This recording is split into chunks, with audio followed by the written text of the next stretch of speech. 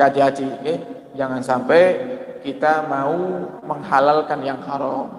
Katakan yang haram itu haram, yang halal itu halal, dalam keadaan kepepet sekalipun, ya. Makanya ada istri-istri yang solehah, itu setiap suaminya mau berangkat kerja, dia berkata kepada suaminya, dan ini perempuan-perempuan, istri-istri para salaf di masa dahulu, kalau suaminya mau berangkat kerja, mereka berkata kepada suaminya, wahai suamiku, aku lebih kuat menahan lapar daripada aku harus disiksa di neraka. Apa maksudnya ini? Maksudnya adalah, wahai suamiku, carilah rezeki yang halal. Kalau kamu tidak dapat rezeki yang halal, pulanglah. Tidak apa-apa kita lapar. Lebih baik kita lapar daripada kita harus masuk nerakanya Allah Subhanahu wa Ta'ala. Jadi ini yang perlu kita perhatikan dalam hidup kita. Dalam keadaan kepepet, dalam keadaan apapun, ya. Jangan sampai kita menghalalkan yang haram, kecuali yang diperbolehkan oleh syariat. Contoh yang diperbolehkan oleh syariat, misalnya kok ada orang tersesat di tengah hutan, kehabisan bekal, makanan tidak ada, dia cari tanaman yang bisa dimakan, tidak ada. Yang ada tiba-tiba lewat di situ misalnya babi hutan. Maka gimana? Lihat dulu. Kalau tanpa makan babi hutan dia bisa bertahan hidup, maka haram dia makan babi tersebut. Tapi kalau tidak makan babi tersebut kok dia ternyata akan mati, ini tubuh sudah sangat lemas sekali, maka boleh dia makan itu. Tapi makannya pun juga dilihat, makannya pun juga seperlunya, yang kiranya mampu untuk dirinya bertahan hidup, itu aja. Lebih daripada itu tetap haram. Ini dalam keadaan mendesak. Lah kadang kalau urusan sogok menyogok uang haram, kadang tidak mendesak. Kadang juga urusan kebutuhan rumah tangga juga masih ada, bahkan masih cukup untuk seminggu ke depan. Kalau masih cukup untuk 2 hari, 3 hari, bahkan seminggu kebutuhan rumah tangga kita, kenapa kok kita sampai menghalalkan yang haram? Sedangkan umur kita pun juga belum tentu sampai di minggu depan. Urusan rezeki minggu depan itu urusan Allah Subhanahu wa Ta'ala. Jadi jangan sampai syahwat kita ini menghalalkan yang haram atau mengharamkan yang halal. Wal gharik, dan termasuk penyebab orang itu menjadi kufur adalah gharik. Gharik ini al-jahl atau al-humku, dungu, kebodohan. Yang menyebabkan orang itu menjadi kafir adalah karena bodoh, tidak mau belajar. Akhirnya sampai ke derajat kafir, baik itu kafir keluar dari Islam atau kufur nikmat. Kufur nikmat contohnya sambat. Orang sambat itu orang yang bodoh. Lawang Allah sudah tentukan kok, semua kehidupan kita ini jalurnya, alurnya sudah Allah catat. Semenjak Allah tiupkan ruh kepada kita, ketika kita ada di janin atau di rahim ibu kita, Allah sudah catat semuanya. Rezeki kita seperti apa, bahkan kita termasuk ahli surga atau ahli neraka sudah Allah catat itu. Makanya dikatakan dalam hadis, kullun muyassarun lima khuliqala. Semuanya itu akan dimudahkan sebagaimana dia diciptakan.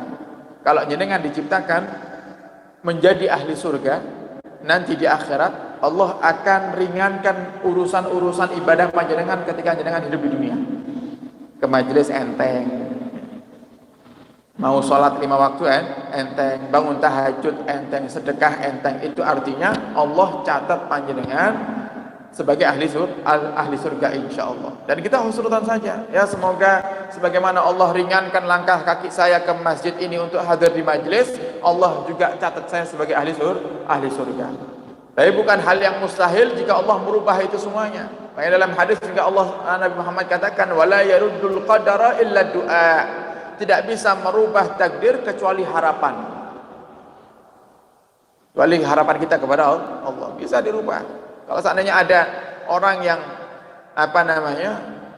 ditakdirkan kok ternyata hidupnya semakin hari semakin tidak karuan, kalau Allah takdirnya memberikan kebaikan kepadanya, pasti kok. Yang penting dia mau berubah, mau minta, mau berharap kepada Allah, Allah akan berikan perubahan kepada kehidupannya.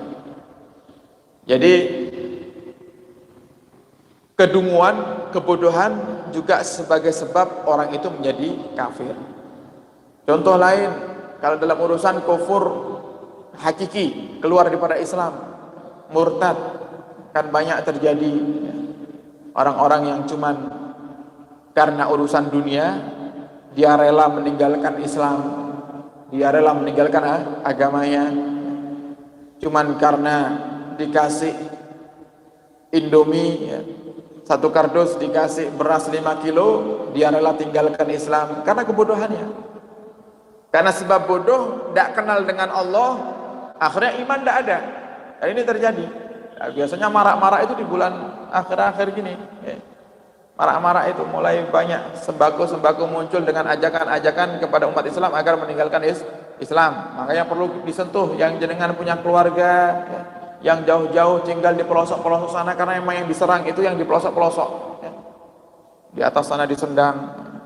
Itu yang perlu, yang jenengan punya keluarga di sana, ayo diwanti-wanti, jangan sampai meninggalkan agama Islam.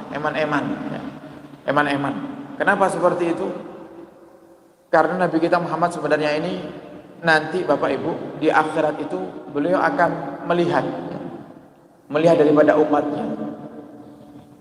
Beliau berharap semua umatnya masuk surga. Sehingga kemungkinan nanti akan ada syafaat-syafaat jika umatnya tetap bertahan dalam agama Islam. Entah itu ternyata walaupun ibadahnya ya cuma sholat 5 waktu saja, tapi ahli sholawat, sudah masuk surga. Ya Allah, dia ahli sholawat ketika hidup di dunia. Oh ternyata ibadahnya biasa-biasa saja, ternyata setiap hari tidak pernah lepas daripada surat Yasin. Jadi walaupun sholatnya cuma 5 waktu, Yasin tiap hari tidak pernah dia tinggalkan. Nabi sudah katakan, man qara'a Yasin fi lailatin asbaha maghfuran lahu. Siapa yang membaca surat Yasin di waktu malam, maka pagi harinya dosanya akan diampuni semua oleh Allah Subhanahu wa taala. Maka ini yang sebagai dalil juga kalau yasinan tahlilan bukan amaliyah yang bid'ah dhalalah, tapi amaliyah yang bid'ah hasanah.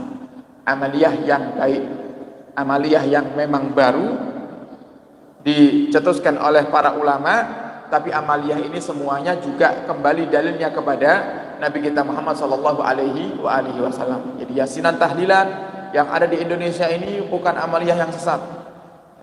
Dalil umumnya siapa yang baca Yasin di setiap malam, maka Allah akan ampuni dosanya nanti di pagi harinya.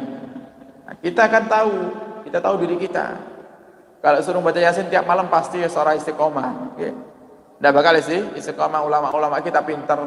Maka yang adakan yasinan tahlilan tujuannya apa? Paling tidak, kalau tiap hari tidak bisa dapat ampunan daripada Allah, paling tidak seminggu sekali lah dapat ampunan.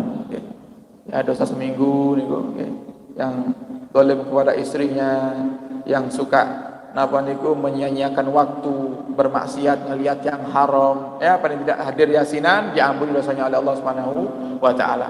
Dicarinya apa? Malam yang mulia, malam Jumat. Malam Jumat dengan harapan apa? Supaya hari Jumat dalam keadaan semua dosa kita sudah diampuni sama Allah Subhanahu wa taala.